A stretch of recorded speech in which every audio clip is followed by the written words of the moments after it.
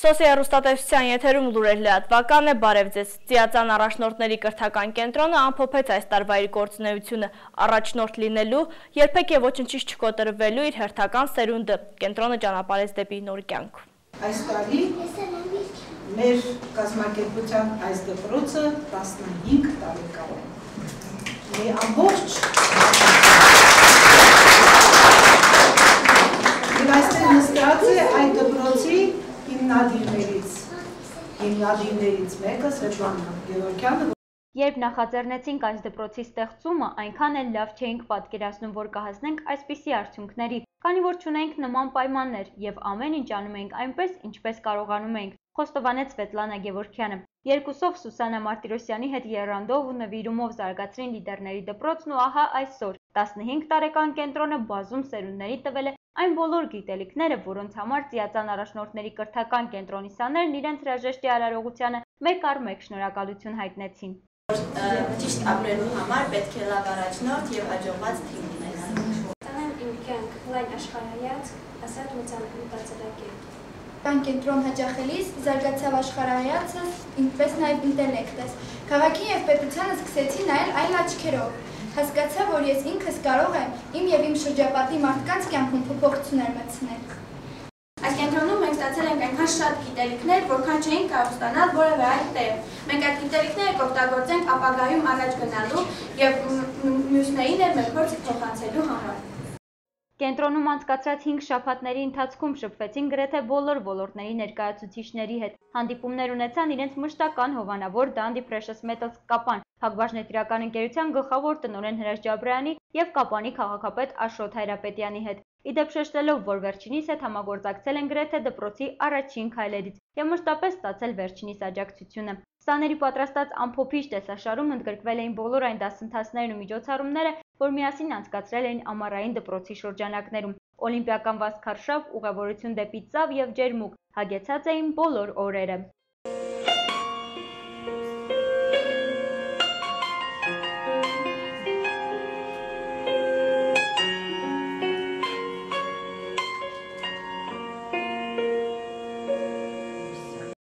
Ազգագրական պարերի դասընթացի արդյունքները ցուցադրեցին տեղում եւ վկայականներ, պատվոգրեր ու շնորհակալագրեր ստացան թե սաները եւ թե հովանավորներն ու համագործակիցները։ Առաջնորդների դպրոցի հերթական շրջանավարտներին շնորհավորեցին նաեւ կարիերայի զարգացման կենտրոնի սաները։ Եթե աշխարհից բոլոր ճանապարհները լինեն միակողմանի, լող գալու համար եւ ոչ գնալու, դուք ինձ կարող եք հիմա չլսել։ Եվ մի լսեք, գնացեք, որ ինքներդ նույնը հասկանաք։ Եվ հասկանալով նաև հասկացնեք։ Կյանքում հեշտությամբ առաջ շարժվելու, առաջնորդ լինելու եւ երբեք ու ոչնչից չկոտրվելու հատկություններն իրենց դպրոցական գիտելիքներին ավելացրած այս սաների ծնողները եւս երախտագիտության խոսք ունեին։ Սիրելի լիդերներ, առաջնորդներ, ձեր այդ դեպքը, որ դուք գրել էիք ապագան մեր ձեռքերում է, մենք արդեն համոզված ենք, որ իսկապես այդպես է երևում։ Դժվար է կարճ ժամանակամիջոցում այսպիսի համախմբված կոլեկտիվ կազմակերպել, աշխատելով դպրոցում ինձ դա շատ լավ գիտեմ։ Ուստի ուզում եմ ծնողների կողմից ձեզ մեծ շնորհակալություն հայտնել այս կարճ ժամանակամիջոցում այսպիսի բարձր գիտելիքներ հավաքելով, այսպիսի կազմակերպվածություն, խանդավառություն հավաքելով մեր երեխաներին։ Իրար հրաժեշտ տալով ոչինչ չի ավարտվում։ Այս դպրոցում ավանդույթ է։ Շրջանավարտներից շատերը կամավորներ են դառնում եւ աշխատում նոր սերունդների հետ։ Ամփոփիչ հանդիպման վերջում իր գեղեցիկ երգով բոլորին շնորհավորեց այս երեխաների ճանապարհը շարունակողներից, վաղվա առաջնորդներից մեկը։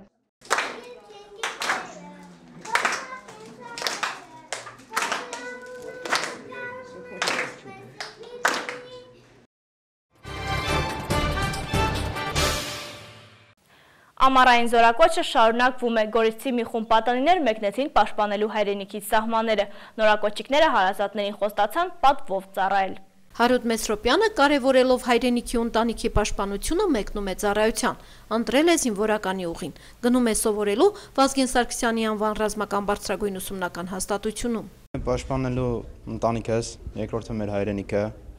քույրերին, եղբայրներին, փոքր եղբայրներին, ծնողներիս, որպեսզի իրանք հանգիստ քնան։ Դերսում մնացող ծնողներին էլ կմաղթեմ համբերություն միջև գամ։ Հարութ Մեսրոպյանի հետ թվով 24 նորակոչիկ հրաժեշտ տվեց հարազատներին, ընկերներին, բարեկամներին, մեկնեց ծառայության բարձր տրամադրությամբ ու պատասխանատվության զգացումով։ Հայրենիքը ինձ համար հպարտության ակունք է, որը ես միշտ իմ հոգու մեջ եմ պահում։ Գնում եմ ծառայության, որովհետև ունեմ հաղթական տրամադրություն եւ ուզում եմ, որ մեր հայ ազգը միշտ հպարտ լինի։ Հաջողություն կմաղթեմ արդեն, հեսա մի քիչ հետո։ Ասածն է, որ սպասի ինձ կարոտով, հույսով։ Շատ բարձր տրամադրությամբ, ուրախ ենք, որ գնում ենք ծառայության, մեր հայրենիքին պարտք է կատարենք։ Ես ուրախ եմ, որ գնում եմ բանակ եւ հպարտ եմ։ Ես կպաշտպանեմ մեր հայրենիքը։ Տրամադրությունը նորմալ, գնում եմ ծառայության իմ ընտանիքի համար, իմ հայրի համար ընդհանրապես։ Գորիսի զինվորական կոմիսար գնդապետ Մելիքսետ Պողոսյանը առանձնատու քոքատարությամբ ու քաջալերանքի խոսքով ճանապարհեց ապագա զինվորներին։ Հայրենիքից թանկ բան չկա։ Հայրենիքի համար բոլորս պետք է պատրաստ լինենք։ Դուք պետք է գիտակցաբար գնաք, որպեսզի հեշտ լինի ծառայությունը։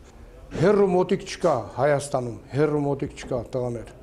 Կա ծառայություն։ Այդ ծառայության պարտականությունները պետք է բարեխղճորեն կատարենք։ Բանակը սպասում է լավ զինվորի եւ լավ ծառայությունն արժանանում է բարձր գնահատանքի, վստահեցնում է գնդապետը։ Մեր բանակը կարոտա լավ զինվորի, ոչ թե լավ տղու։ Այնտեղ լավ տղա չեն ընդունում։ Այնտեղ ընդունում են լավ զինվոր։ Եթե լավ զինվոր ինեք, ձեզ հանելու են շարքից, ամբողջ գնդի առաջ, ձեր ճակատը համբուրելու են, շնորհակալական նամակ են գրելու ծնողներին։ Ծնողը կարդելու է, ուրախանելու է, ասելու է ես ճիշտ եմ դաստիարակել իմ երեխուն 18 տարի։ Զորակոչիկների հարազատները արցունքներն աչքերին բարի ճանապարհ մաղթեցին բոլորին։ Ցանկանում եք բոլոր զինծառայողներին, զինակոչիկներին բարի ծառայություն, բարի վերադարձ։ Ես ցանկանում եմ քինը լավ ծառայեն, խաղաղ պայմաններում, խաղաղ երկրում հետ վերադառնալ իրենց ծնողներին։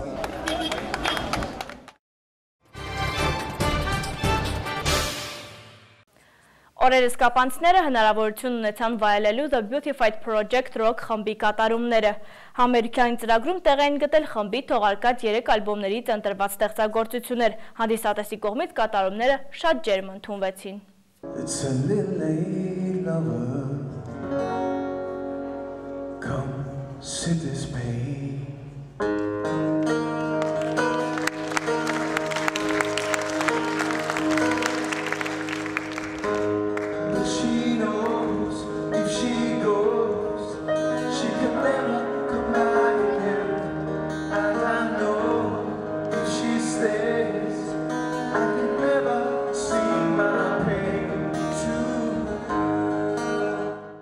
Հայկական ճանաչված The Beautified Project Rock խումբը կապանում էր ռոքի սիրահարների համար այս իրադարձությունը իսկական բում էր առաջացրելու շատերն էին շտապել մշակույթի կենտրոն։ Սիրված խմբի հայտնի ստեղծագործությունների առաջին իսկ ակորդներից դահլիճում հավաքվածների շրջանում ակտիվություն նկատվեց։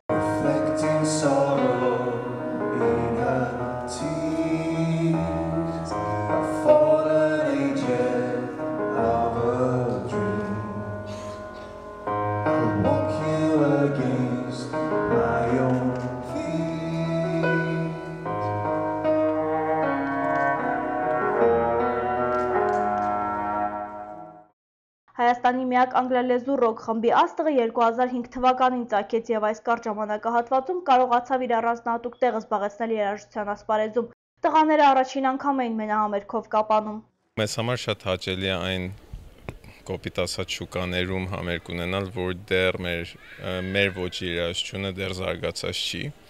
Այդպիսով մարդիկ շանսն են ստանում, որ լսեն այս տիպի երաժշտություն եւ եթե սիրում են շարունակեն սիրել եւ նոր խմբեր բացահայտեն իրենց համար, ինչքան որ ժողովրդի մոտ իրենց մյուզիկալնի բագաժ, ինչպես ասում են, մեծ լինի, այնքան իրանք արդեն կարող են ընտրել ինչ են սիրում։ Համերգային ծրագրում տեղ էին գտել խմբի թողարկած 3 ալբոմներից ընտրված ստեղծագործություններ։ Հանդիսատեսի կողմից կատարումները շատ ջերմ ընդունվեցին, որոշ երգերի ժամանակ նույնիսկ ձայնակցեցին։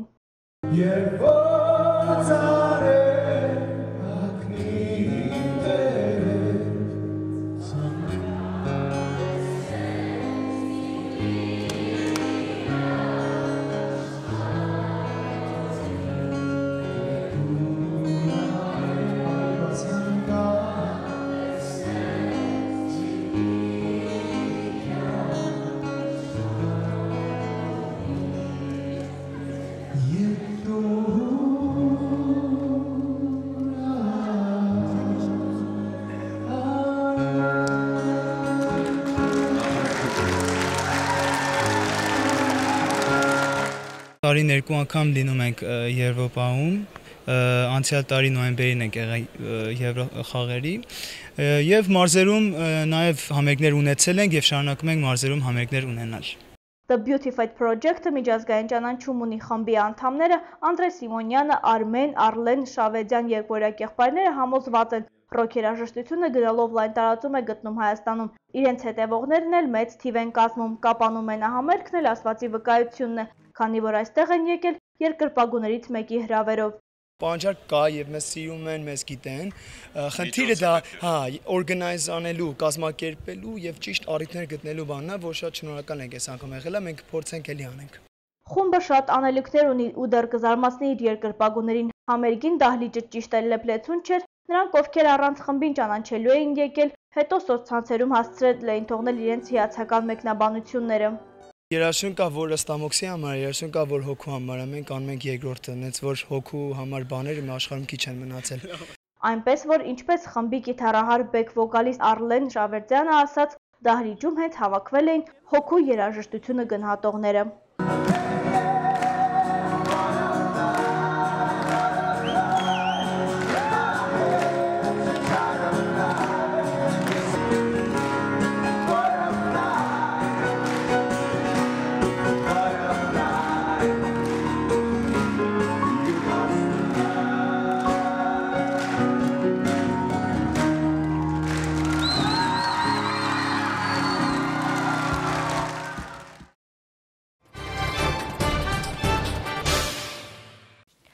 Իսրայելական օդուժը ռմբահարել է հիվանդանոցը, զոհվել է 11, վնասվածքներ ստացել մոտ 20 մարդ։ Boeing 777-ի սև արկղերը փոխանցվել են Մալայզիային, թողարկման միջազգային լուրերը։ Իսրայելը շարունակում է ռմբակոծել Գազայի հատվածը, վաղ առավոտյան վերսկսված հրետակոծությունը խլել է 3 պաղեստինցու կյանք, ևս 11 մարդ զոհվել է հիվանդանոցի ռմբակոծությունից, կա 2 տասնյակ վիրավոր։ Վերջին 2 շաբաթվա հրետակոծությունից զոհվել է առնվազն 539 պաղեստինցի, այդ թվում մոտ 100 երեխա։ Զինյալների հետ ցամաքային մարտերում Իսրայելը կորցրել է 27 զինվոր, ևս 2 քաղաքացի զոհվել է Համասի կրակից։ Ռազմական գործողությունները տարածվել են նաև Արևմտյան ափին։ Բեթխեհեմում պաղեստինցիների կազմակերպած բողոքի ակցիան ճնշել են Իսրայելի ցամաքային ուժերը։ Բախումների ժամանակ 1 պաղեստինցի երիտասարդ է սպանվել։ Գազայի հակամարտության 2 կողմում էլ ակտիվիստները ցույցեր են անցկացնում։ Յաֆայում հարյուրավոր ցուցարարներ բողոքում են Պաղեստինում ռազմական գործողության դեմ, մինչդեռ Թել Ավիվում ցուցարարներին աջակցում են Իսրայելի կառավարությունն ու բանակը։ Դոնեցկի ինքնահռչակ հանրապետության իշխանությունը մալայզիական փորձագիտական խմբին է հանձնել կործանված Boeing 777-ի 2 սև արկղերը։ Փորձագետների հավաստմամբ դրանք տեխնիկական լավ վիճակում են։ Ինքնագրիչների վերծանումը լույս կսփռի տեղի ունեցած ողբերգության վրա։ Օբյեկտիվ քննություն անցկացնելու համար գործընթացին կմասնակցեն Խաղաղացիայի միջազգային կազմակերպության ներկայացուցիչները, իսկ օդանավի ուղևորների մարմինները գնացքով տեղափոխվել են Դոնեցկ, այնուհետև Խարկով։ Վերջին կանգառը Նիդերլանդներն է, որտեղ էլ կանցկացվի մահացածների ինքնության պարզումը։ Առայժմ հայտնաբերվել է 282 մարմին։ Կործանված Boeing 777-ի հարցով բանաձև է ընդունել ՄԱԿ-ի անվտանգության խորհուրդը։ Փաստաթուղթը նշում է, որ ավիավթարի վայրում պետք է անհապաղ դադարեցվեն ռազմական գործողությունները։ Անվտանգության խորհրդի նիստն անցել է լարված, հնչել են փոխադարձ մեղադրանքներ։ Ամերիկյան ներկայացուցիչը նախընտրել է չմեկնաբանել իրողությունը, սակայն հավանության է արժանացել բանաձևը պաշտպանելու Ռուսաստանի Դաշնության որոշումը։